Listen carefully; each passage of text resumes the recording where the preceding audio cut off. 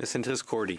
Merci, Mme la Présidente. Le sénateur Gold, on connaît une crise du logement au Canada qu'on n'a pas vue depuis la fin de la Deuxième Guerre mondiale. Dans ma province natale de la Nouvelle-Écosse, dans la municipalité régionale d'Halifax, a vu la plus grande flambée dans les prix du loyer au pays entre 2021 et 2022. En même temps, le taux de logements vacants a stagné autour d'1 %, le deuxième plus faible au pays. Hier, le groupe progressiste du Sénat a entendu un panel d'experts se prononcer sur la crise du logement. Il sonne l'alarme au nom de tous les Canadiens. L'annonce du premier ministre la semaine dernière, qui était celle de retirer la TPS pour la construction de nouvelles unités de logement, était bienvenue, mais c'est loin d'être la panacée.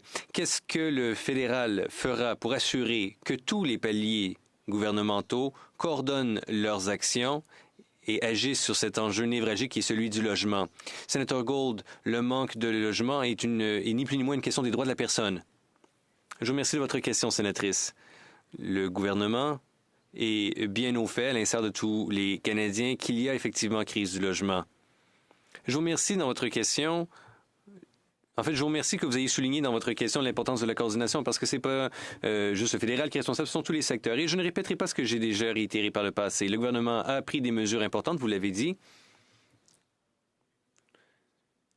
Par exemple, en retirant la TPS sur les nouvelles constructions de nouvelles unités de logement et a fait preuve de leadership en pressant les provinces à agir. Et d'ailleurs, beaucoup de provinces, on le constate, agissent et on espère que d'autres provinces, comme la province du Québec, emboîtera le pas bientôt. Bien sûr, les municipalités aussi ont un rôle à jouer, tel que de nombreux commentateurs l'ont écrit.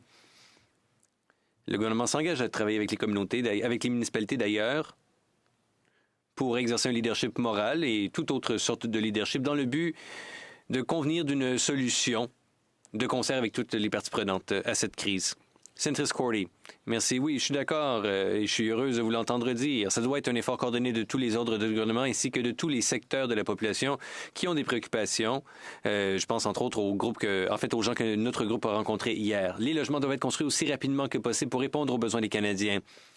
Il y a une grave pénurie de logements qui ne sont pas destinés à l'achat. Et il faut bâtir plus de 5 millions de logements sur quelques années pour répondre à la pénurie. Mais il n'y a simplement pas assez de gens, de corps de métier pour construire ce montant, ce nombre de demeures. Alors, qu'est-ce que le gouvernement fait pour soutenir et pour améliorer le secteur de la construction au Canada?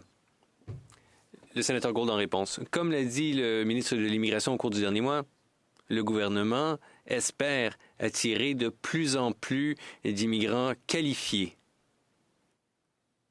c'est-à-dire des gens qui peuvent, ce faisant, contribuer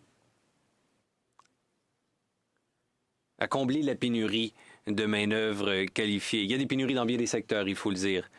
C'est difficile de trouver le juste équilibre. Il faut prendre compte de bien des facteurs et établir une politique rationnelle, sensible, bien pensée. Le gouvernement s'engage donc à jouer le rôle qui lui revient par rapport à cette question.